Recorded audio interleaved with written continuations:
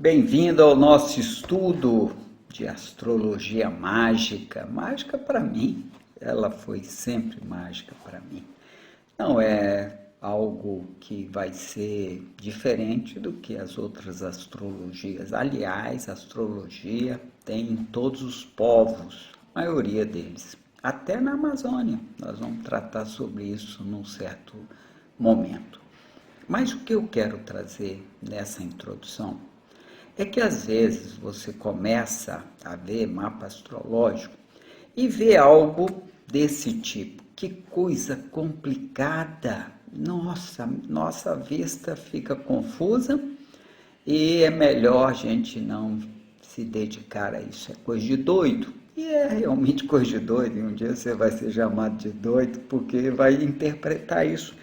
Mas veja, esses desenhos de mapas astrológicos que você acha aí pela internet, eles são até complicados porque a pessoa não organizou o programa para ser mais simples. Tem coisas que realmente não deveriam estar em alguns desenhos de mapas por aí.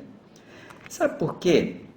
Porque ao longo do tempo a astrologia evoluiu. E muitas vezes ela vem, como agora está acontecendo, um período de furor na astrologia, como ocorreu no tempo de Alexandria, da Biblioteca de Alexandria, onde Ptolomeu II era apaixonado pela astrologia, e aí ele era o imperador da época do Egito, após a morte de Alexandre. O pai Ptolomeu I construiu a biblioteca física e Ptolomeu cuidou da biblioteca literatura, né? Colocando os livros, porque Alexandre dizia que ele queria uma biblioteca com todos os livros do mundo, cheio de ego, não é? Mas é assim, esses homens cheios de ego se tornam deuses, né? Querendo comandar toda a humanidade. Mas o importante é que naquela época teve muita fraude, inclusive de livros. O cara escrevia lá como se fosse Platão e vendia o livro para o curador da biblioteca de Alexandria, porque ele não queria que aquele livro, mesmo sabendo que era falso, caísse nas mãos de outras pessoas que teriam uma biblioteca, na biblioteca deles, um livro que não estava na biblioteca de Alexandria. Então, muito material da época lá de Alexandria são falsos para a astrologia também. Conhecimentos que o cara teve uma ideia, maluco é o que mais tem, né? E ela não se comprovou no decorrer da história dos estudos astrológicos. No século XVIII, com o período aí próximo da Revolução de Lutero, houve uma explosão da astrologia, tanto que a Igreja Católica condenou a astrologia porque Lutero e o grupo dele acreditavam em astrologia. Aí o que ocorre? Nós temos hoje muitos livros que estão nas bibliotecas, que o cara compra, que foi reeditado e que no decorrer do tempo não comprovou verdadeiro aquele conhecimento. Além disso, muitos saberes místicos da reencarnação, espiritismo, de todo tipo de coisa, foram inseridos na astrologia que a gente vai estudar, que é dos caldeus, e os próprios caldeus não viam isso como algo coerente. Eles tinham o conceito da vida como uma unidade completa, presente, eterna, mas não como reencarnatória. Cada um vive sua história e assim vai se decorrendo o tempo, e Deus, em sua essência, é uno, total. Mas isso é conceitos religiosos. Mas a astrologia que nós vamos estudar não mistura isso tudo. Então, alguns símbolos que você está vendo nesse desenho aí são de astrologias místicas e que nós vamos tirar quando estivermos estudando. Para quê? Para não recairmos no erro de falar uma coisa improvável. Ora, eu já tenho tantos problemas para lidar com astrologia na vida de uma pessoa, ajudar ela a lidar com pai, com mãe, com sexualidade, com capacidade comunicativa, com prazer, com responsabilidade, com ambição, com aptidões profissionais, gostos, é tanta coisa que ela tende a fugir da realidade, por exemplo, que não vale a pena ficar jogando isso para outra situação que eu não tenho como provar. Então, para que eu te ensine astrologia de uma forma coerente, nós temos que começar do básico, lá do zero, igual uma criança aprendendo a olhar as palavras, tudo confuso. Para criança uma palavra, uma frase é algo né, incompreensível, mas que a gente vai poder aprender devagarzinho. Quando eu comecei, 18 anos de idade, eu conheci a astrologia de uma forma muito séria na Universidade de Campinas, num congresso de física e de outras ciências, onde tinha um grupo lá ensinando astrologia. Eu conto essa história com calma depois, não é importante agora. Mas o importante é que eu comecei lá, descobri a astrologia séria, e a gente tinha que desenhar o mapa, calcular os planetas. Não é igual hoje que a gente tem um celularzinho lá e rapidamente calcula o mapa. Não, não era assim. Então a gente tinha uma mandala que a gente fazia e imprimia ali, né? Cópia xerográfica. E assim a gente calculava com tabelas imensas, livros, efemérides de Rafael, que tinha ali dia a dia o planeta no signo, no grau, para Greenwich. Eita, a referência era essa. 0 hora de Greenwich. Aí nós tínhamos que calcular onde é que ele estava às 7 horas da noite em São Paulo. Aí tinha que calcular latitude, longitude, fuso horário e chegar à conclusão que ele estava ali no grau tal. A Lua é muito rápida, 12 graus por dia, então tinha que ter muita precisão os cálculos. Alguns não, Plutão. Plutão não muda de grau no mesmo... É muito lento. Então a gente podia pegar 0 hora de Greenwich, que não fazia muita diferença, mas Sol, Lua, Mercúrio, Vênus, aí tinha que olhar com muito carinho. Então a gente fazia os cálculos e desenhava. Desenhava, para quê? Para chegar ao desenho que a gente usa no mapa. E isso ainda por cima tinha que traçar os ângulos, os aspectos astrológicos, os ângulos entre os astros. É claro que quem pega hoje o computadorzinho, joga lá e tem o desenho na mão de imediato, é uma maravilha. Imagina se Nostradamus, quando estudava o futuro que ele via, né? Ele tinha umas visões e aí ele calculava na astrologia para saber dentro do tempo quando isso ia ocorrer. Que facilidade que ele teria com um celularzinho na mão, com um programa desse que nós vamos utilizar.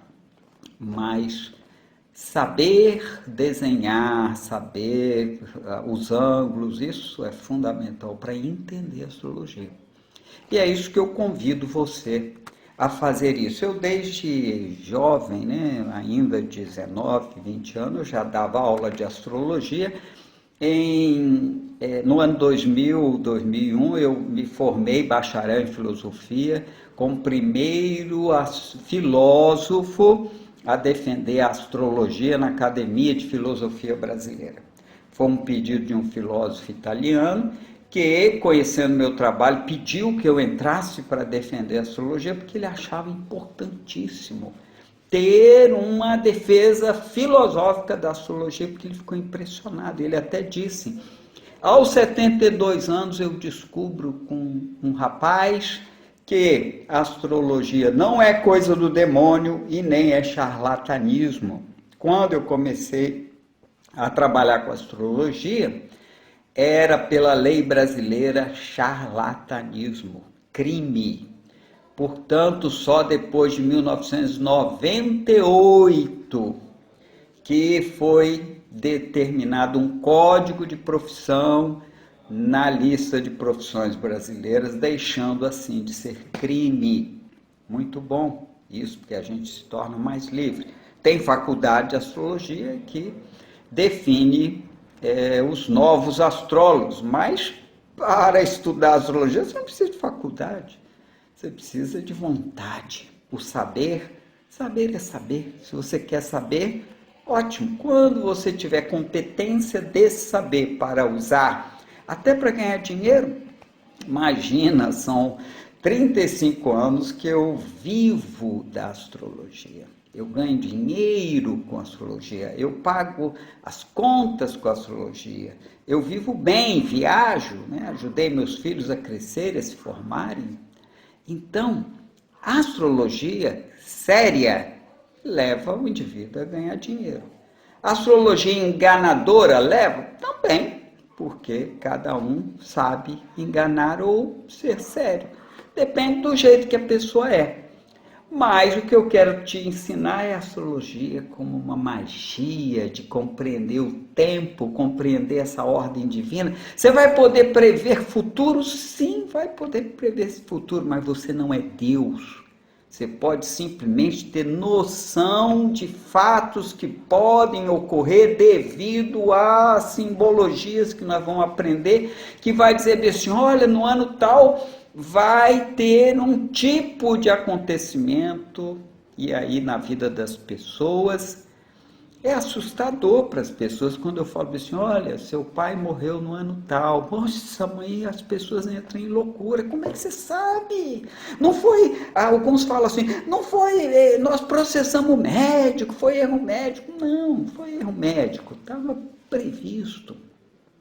Coisas assim, não é tudo, porque às vezes a morte não é física, a morte é psicológica. No ano tal, seu pai morreu para você. Aí a gente fala assim, é melhor. Para você, seu pai morreu.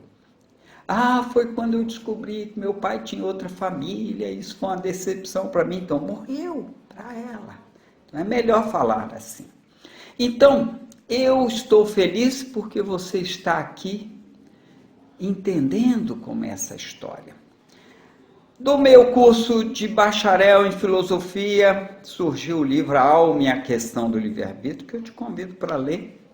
Está lá no site astrociência.com.br, você baixa gratuitamente em PDF, porque é um livro filosófico, é um livro denso, um livro de organização de ideias, da qual é a razão da minha existência e o que eu tenho que defender o resto da vida. E aí eu comecei a dar curso, palestras, tive programa de televisão, de rádio, colunas de jornais, aí a fama vai surgindo, as pessoas vão falando um para o outro e não tem como mudar isso, né? Se você é um bom profissional, vai acontecer isso. E tudo dentro de uma ordem divina, porque se você está aqui me ouvindo, é porque você tem esse desejo, e se você achou esse caminho, que é um caminho alegre, um caminho descontraído de aprender astrologia, de forma mais objetiva e menos mística, menos malucona, é o que eu pretendo. Se você quer aprender assim, vamos nessa. Vamos seguir esse caminho maravilhoso, porque muitas pessoas já estudaram astrologia comigo, inclusive essa imagem aí, é eu entregando o diploma do pessoal lá no seio da Amazônia. Que coisa maravilhosa foi esse curso, essa turma na Amazônia. E eu tive esse prazer e hoje moro na Amazônia, num barco, e te convido a conhecer mais essa história e vamos juntos estudar a astrologia, a magia da astrologia, a astrologia encantadora, a astrologia divina. Sempre chamo assim, ordem divina, porque Deus parece uma coisa meio humanizada, então eu chamo, é a ordem divina. A astrologia nos mostra a ordem divina e é essa que eu quero estar com vocês nessa história de estudar astrologia e compartilhar 40 anos de dedicação ao saber astrológico. O curso básico, ele tem a finalidade de fazer você interpretar mapas astrológicos utilizando material didático. Então, você não vai sair fazendo mapa astrológico ainda, usando somente sua articulação de ideias. Vai usar o material básico, que é a apostila, o cálculo do mapa através de aplicativos. E nós estamos aqui para te fazer aprender gradativamente. Então, não decore nada. Vamos aprender de uma forma sensível, intuitiva, entendendo o que são as peças do tabuleiro dessa grande mandala maravilhosa chamada astrologia. Lembrando que existe astrologia de diversos povos e a nossa astrologia, ela começa com a astrologia dos caldeus. Essa é a primeira informação importante. Trabalhamos a astrologia dos caldeus. E nós vamos conhecer no primeiro módulo do curso a história da astrologia e a história de como os caldeus chegaram esse saber maravilhoso até nós. Depois nós vamos dar os signos. Por favor, não decore sobre os signos. Quando você pensar em Áries, pense cabeça. Cabeça é Áries, né? Pescoço é Touro, e assim vai. Nós vamos aprender sobre os signos intuitivamente. Os signos não são estrelas lá no céu, são épocas do ano, das estações do ano. Não são as estrelas. Esqueça as estrelas, que essa informação vai ser importante em outro momento, mas não sobre os signos. Os signos não estão lá nas estrelas, estão nas estações do ano, e isso você vai aprender nesse módulo que é específico para pensar signos. Mas os signos são de elementos, existe o fogo, terra, ar e água. O fogo é ação, terra é apego, estrutura, ar são ideias, movimento, água é afeto, envolvimento, acolhimento, aceitação, maleabilidade. Cada signo tem um elemento e assim eles vão nos ensinar sobre eles, muito importante. Nas qualidades nós vamos ver o cardinal, fixo e mutável. O cardinal é que inicia a estação do ano. Então, primavera começou. Quem é o signo da primavera? Quem começa? É o carneiro, o maluco, quer sair fazendo logo as aventuras, que ficou 6 meses no frio lá do hemisfério norte, porque é a referência que os caldeus tinham. Então, é o momento em que o calor chega da primavera, então é cardinal, está iniciando a primavera. Depois temos os fixos, que são os signos do meio da estação. Imagina Touro, aquele boizão lá, sentado na gramado, debaixo de uma árvore gostosa, com as frutas caindo, cheiros gostosos no ar. É maravilhoso. Então, é uma estabilidade. Os signos fixos estão no meio da estação do ano. Cada época da estação do ano tem o fim dela, e o fim dela é uma preparação para o que vem da próxima estação. Dualidade, se o signo é positivo, se ele é ativo ou se ele é passivo. Isso também é muito importante, porque tem pessoas que são passionais, tem pessoas que são ativas, são pessoas independentes, tem pessoas dependentes. Nós vamos ver isso nas dualidades, positivo demais, negativo demais, no mapa natal, não é no signo só não. Os regentes do signo, cada signo tem um astro que representa ele como agente. O signo é uma espécie da tinta daquela palheta de cores, né? E pega o pincel lá, vai lá e tchum, tchum. Então o pincel é o nosso agente daquela cor. Então Marte é o agente de Áries. Então onde a gente olhar Marte no mapa dele, da pessoa, é onde esse agente ariano está atuando lá. Fácil, vocês vão ver que você vai ver que não é nada complicado. Depois temos ângulos harmônicos, são os ângulos que a gente traça em azul no mapa, são ângulos de 60 graus, de 120 graus, do triângulo, né? E os ângulos desarmônicos são do quadrado, a cruz, que vai nos dar as desarmonias no nosso mapa. Nosso mapa tem harmonias e desarmonias. Conflitos são nossas desarmonias. E desarmonia é quando a gente tem um lado nosso que contradiz o outro lado nosso. Então, às vezes, a pessoa é conservador nos sentimentos, mas é liberal na estética. Ele gosta de uma forma de se vestir diferente do padrão, mas emocionalmente ele é conservador. Isso gera conflito, sim, claro que vai. Aí nós temos as casas astrológicas, que são áreas da nossa vida, as áreas onde vão atuar. Então, você vai saber pelas casas astrológicas que aquela pessoa tem facilidade com a família, ou tem facilidade com viajar, ou a solidão. Tem gente que adora a solidão. A solidão faz bem a ele. Tem gente que precisa trabalhar, está sempre ocupado fazendo alguma coisa. Tem gente que precisa ganhar muito dinheiro, só pensa nisso.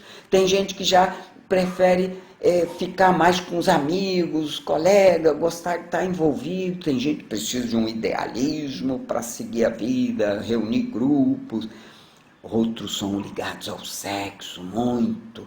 Então, cada mapa vai nos indicar qual área da vida que essa pessoa tem essa tendência, tem essa outra tendência e como ela lida com essas tendências.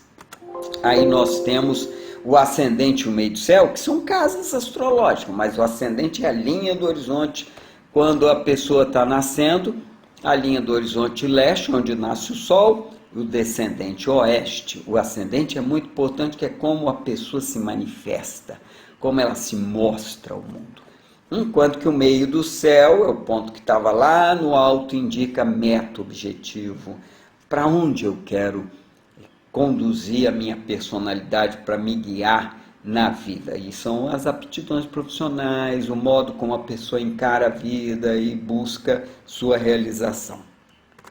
Aí temos regente do ascendente, então tem o regente dos signos, e o ascendente está num signo, um dos 12 signos, que a cada 2 horas aproximadamente muda o ascendente no céu, que a Terra está girando, então a linha do horizonte, claro, vai mudar 4 minutos, muda 1 grau na linha do céu no horizonte leste. Então, o ascendente, depende da hora que a pessoa nasceu, dia, mês, local. Aí, esse signo tem o regente dele, que nós já estudamos anteriormente, no módulo anterior. Aí, o regente do signo da pessoa, ele é ascendente escorpião, então é Plutão o regente. O regente dele é leão, então é o sol, é o regente. O signo leão, sol, regente. Touro, ascendente em touro, então é a Vênus, que é o regente do ascendente. Aí nós vamos aprender a explorar as informações que o regente do ascendente nos dá, sabendo onde está, como ele está com linha vermelha, ele está com linha azul, ele está em cima, embaixo, na casa 1 ou na 2, e assim vai. O cálculo do mapa, nós vamos aprender a calcular mapa. Eu não vou entrar num detalhe muito profundo, como acontecia na minha história de vida, de ter que fazer cálculo manual, mas você vai aprender com aplicativos que a gente já tem, né? Então você vai baixar o aplicativo, vai aprender a configurá-lo e vai fazer cálculo rapidinho. Você vai chegar na festinha lá, batendo papo com os amigos. Qual é meu ascendente? Já está ascendente. Você tem lua em tal lugar. Você tem Urano conjunção Marte, você é inquieto. Assim vai. Você vai dar show daqui uns dias, sabendo calcular e sabendo entender e depois interpretar. A interpretação do mapa, propriamente dito, aí nós vamos nos dedicar nesse módulo a ser mais profundo no processo interpretativo e usando material didático. Isso você vai permitir a você mesmo fazer cálculos no mapa e começar a interpretar usando a tabelinha lá de Vênus em Aquário. Vênus em Aquário a pessoa é assim, assim. Vênus em Touro, a pessoa é assim, assim.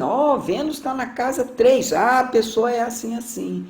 Então, você vai interpretar nesse primeiro momento que você está exercitando a interpretação, utilizando os recursos de material didático.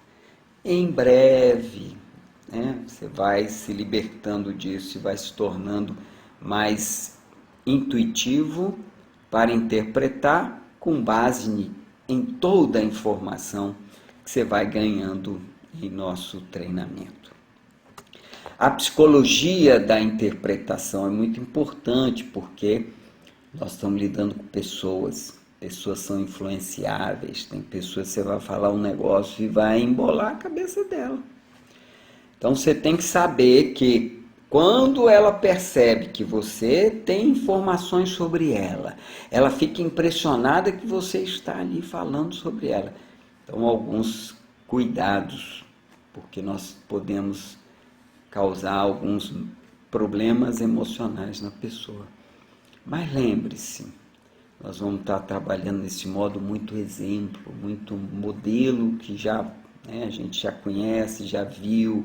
Eu experimentei, são 40 anos fazendo análise de mapa, atendendo muitos clientes, casos que aconteceu do meu trabalho, eu vou passar sem dizer quem é, sem localização, espaço, tempo, para preservar as pessoas, mas usar o saber, até alterando algumas coisas para que a pessoa em si possa ser preservada. Porém, o saber que nós herdamos dessas histórias vão nos ajudar nesse processo. Os cuidados com a interpretação do mapa de uma pessoa, que é fundamental, esse cuidado de algumas informações a gente evitar, se tiver em público, menos ainda, e nós não podemos falar certas coisas. A gente vê no mapa, mas não pode falar porque está em público. Chama a pessoa no canto e fala, preciso te dizer isso, você tem isso assim, assim, ó. Mas expor a pessoa é antiético e não faz bem. E a profissão de astrólogo no Brasil.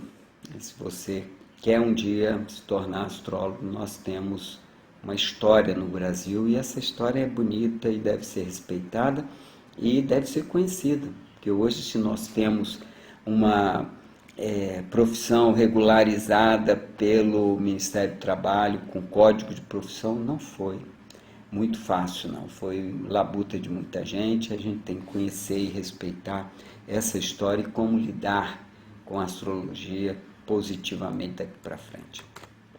Então é isso aí, o programa do curso básico é esse, e eu espero poder, nesse trabalho, te dar uma capacidade interpretativa maravilhosa, inicialmente com apoio de material didático e depois você vai ser capaz de ir muito além.